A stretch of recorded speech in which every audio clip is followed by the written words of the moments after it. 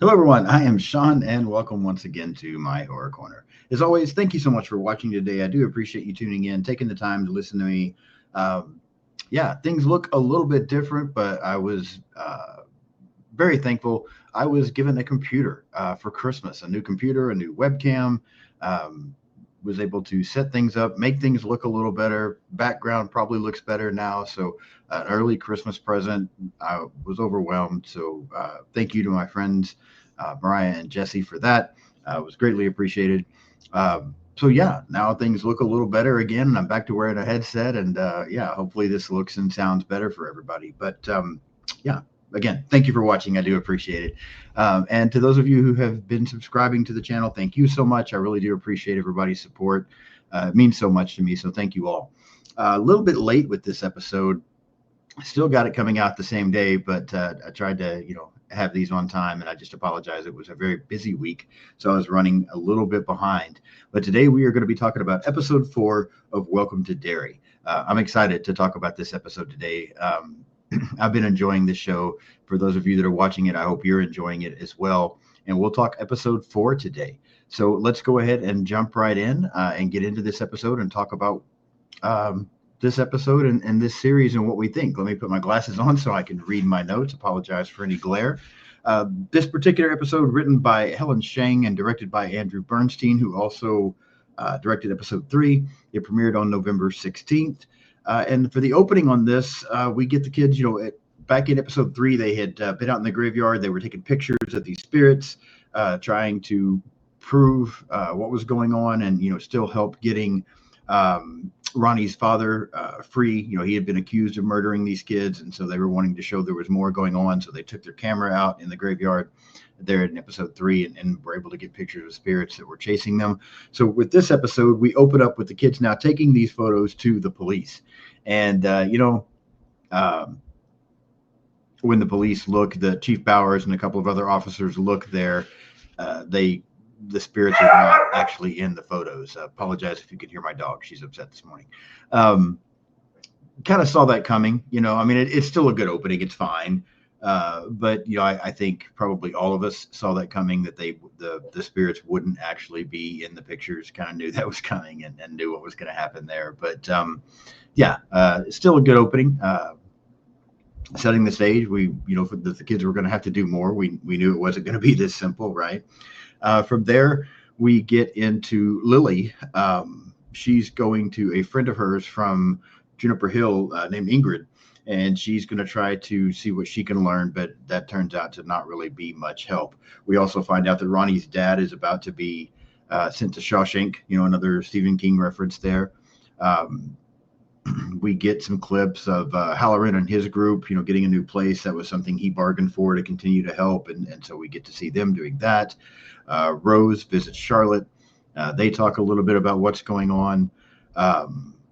Will ends up telling then his mom about the cemetery and what happened. I like this kid's performance here as well. I think the performances in this series have all been really good. So, this is a good scene. And then we kind of get our first, I really wouldn't call it scare, but our first tense scene of this episode is Leroy then decides to take Will fishing. And while they're out fishing, there's a moment when Leroy leaves to go back to get something out of the vehicle, and Will gets attacked. He's looking down into the water at initially a fish, and then he sees a vision of his dad all burned, grabbing him, telling him that he's going to burn as well, and trying to drag him into the water before Leroy comes back and saves him. But then when he pulls his son out of the water, we see a lot of scratches and burn marks on Will. And then we see a red balloon floating by. So kind of get the Pennywise reference there. I like this scene. I thought it was done very well. I feel like it's pretty tense.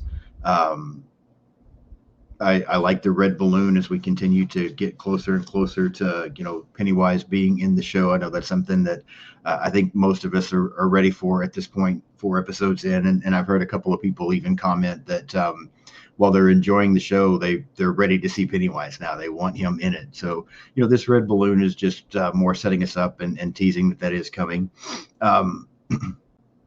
Charlotte then goes to visit the chief. She wants to try to help with Hank's case and try to discuss Hank with the chief, but he's not real receptive to her at the moment because she's not actually an attorney or family, so he won't let her see him. Um, she also goes to visit Hank's mom, kind of talks about the things that she's done in the past and how she might can help. Um, she does learn, though, that, Hank was not home, as he originally said. That was his defense, was that he could, he didn't do this with the kid because he was home. But she learns from Hank's mother that he was not home that night, and so she knows that there's more going on and needs to figure this out. We get another cut to Halloran and his group kind of fixing up the place, but then Halloran having more visions and hearing a lot of things. Leroy shows up and tells Halloran about Will and what happened there when they were fishing. Um, Halloran tells him he doesn't really know what's going on, and he doesn't know if he wants to know what's going on. Again, everything fine. We're just kind of going through story here and continuing probably to set up more things. Performances are good and it's entertaining. It's not like, even though not a whole lot is happening, I still don't feel like it's slow. I feel like the pacing has been pretty good in the show. So yeah, I mean, just kind of fine here as we're continuing to get storytelling. But you've probably heard me say before, if you've watched other episodes of mine, that I feel like storytelling is something that's been lost a lot in today's horror. So um, people either give us none whatsoever, or they almost give us too much, where it causes things to drag. And I don't think this show does that. So again, I'm on board with this morning. Will then goes and talks with his friends and tells them that he believes that this entity is feeding on their fear. That it could kill them at any time, but it thrives off their fear. It enjoys them being afraid, and it's just kind of toying with them before it gets ready to devour them. The other kids also mentioned that they know that the children that were killed back in the beginning had also talked about seeing things, and so they're kind of putting this together, how big of a part the fear plays in with this. Lily, though, ends up giving them some medication that she received while she was in the hospital to try to help with when they start to feel afraid to take this medication, like she may name what it is. I missed it if she did, but almost like an anxiety medication that they can take to try to help control the fear, hoping that will help them to be able to survive and maybe beat this thing that's going on.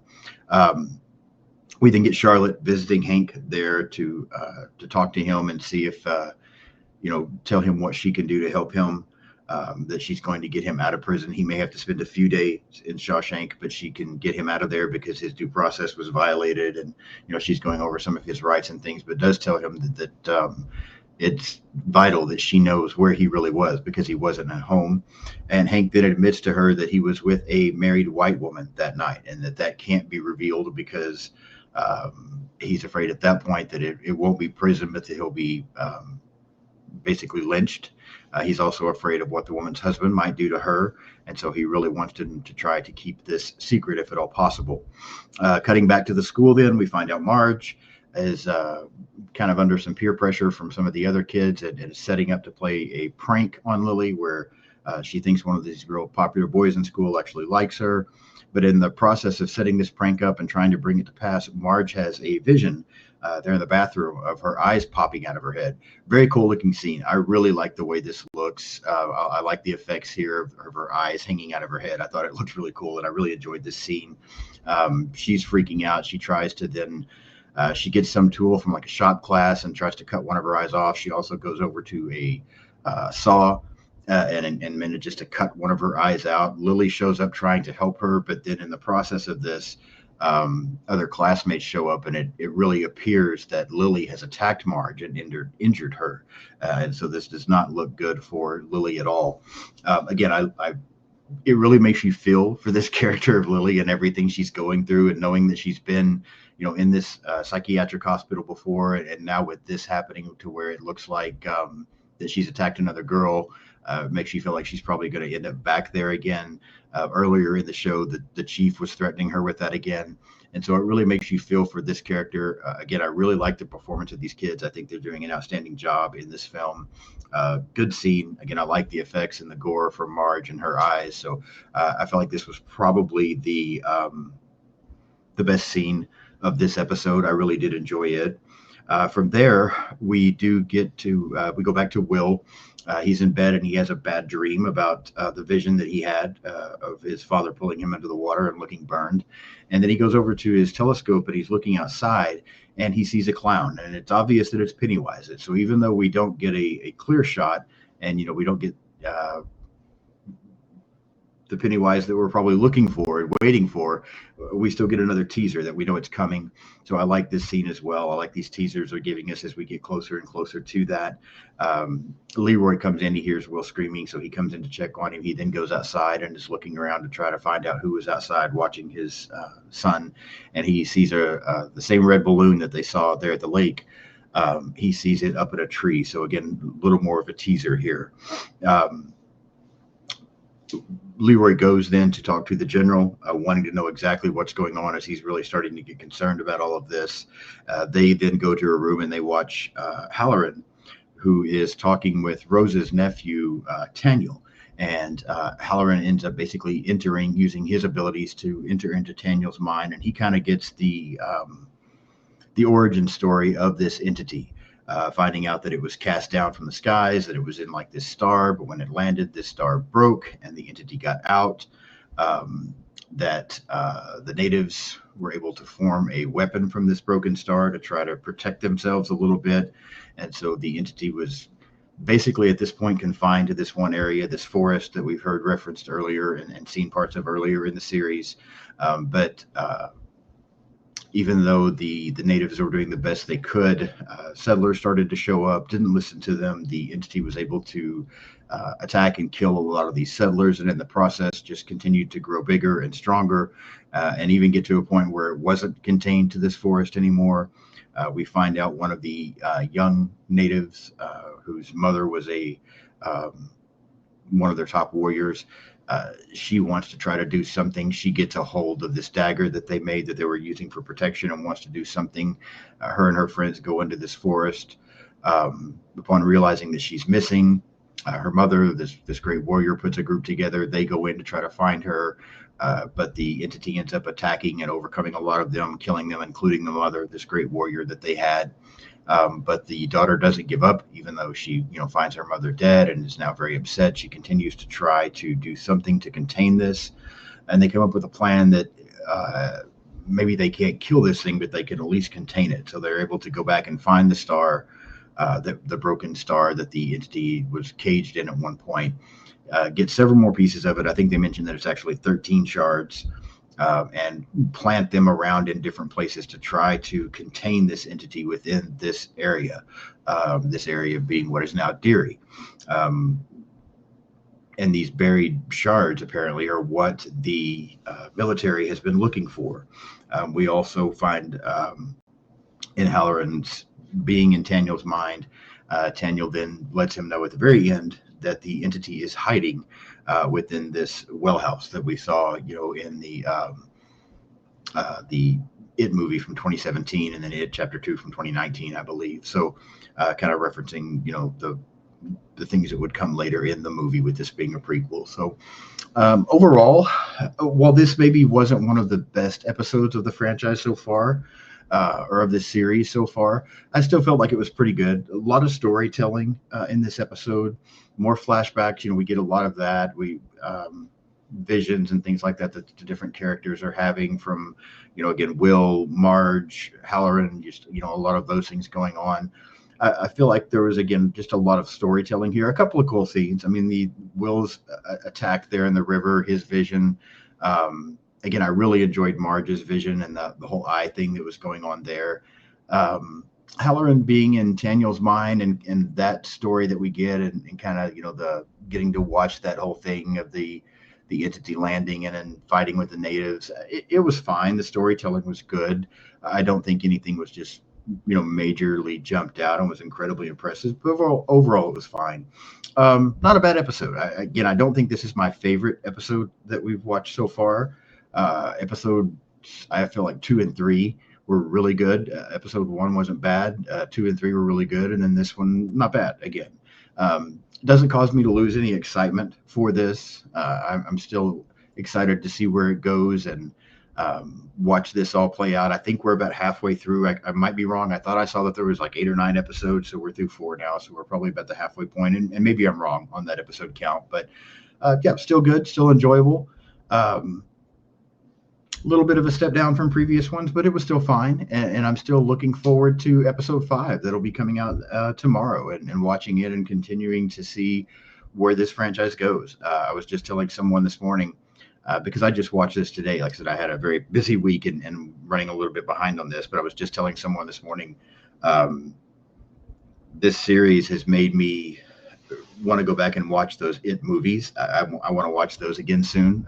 It'll be a little bit because I've got a lot going on right now, but I do want to try to watch those soon. And, a while back on my YouTube channel, I did do a review of the original miniseries from 1990. At some point, I'll probably cover these movies. Maybe after getting through the series, go back and talk about those It movies from, a few years ago. I think that would be fun.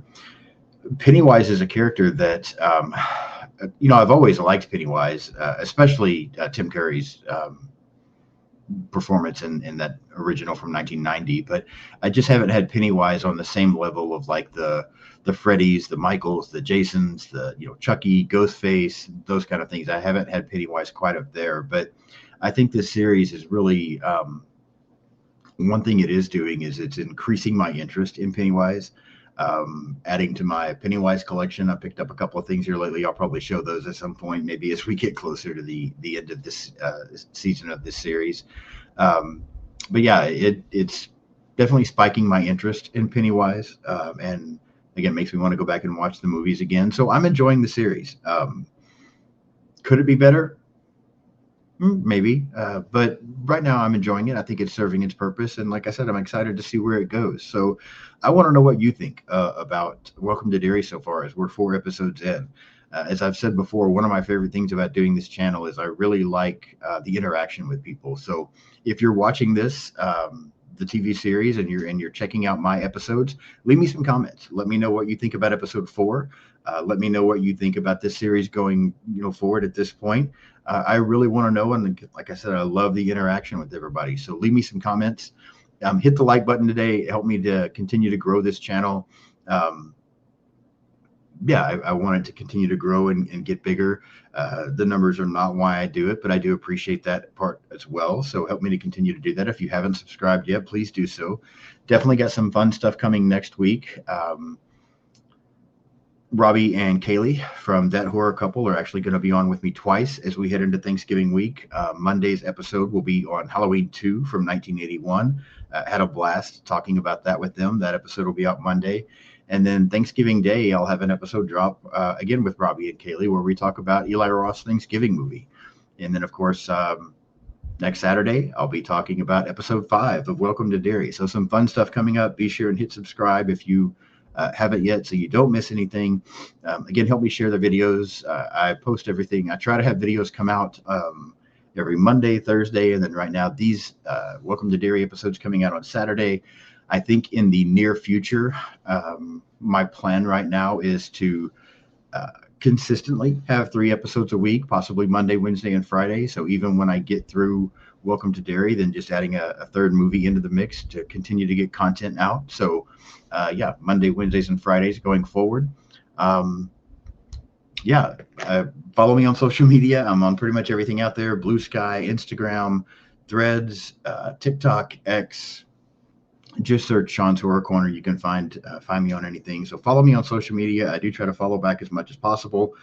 Subscribe to the channel. If you're not, hit that like button for me. Help me to continue to grow this thing. And again, thank you so much for watching. Hope you're enjoying Welcome to Derry, and I will see you soon. Stick around. One more thing I wanted to mention, I just put it on my last episode, but stick around here at the end of the video. Watch the trailer for a award show that will be coming in February that I'm getting to do with my friends Brendan and Sam at Our Life in Horror and Bo at Critic After Dark. We're going to do a 2025 horror movie award show, and I've got a little trailer that I've thrown on the end of this. So stick around and watch that trailer. We hope that you will tune in and watch that live when we do that coming up. So again, thank you so much for watching. I will see you soon.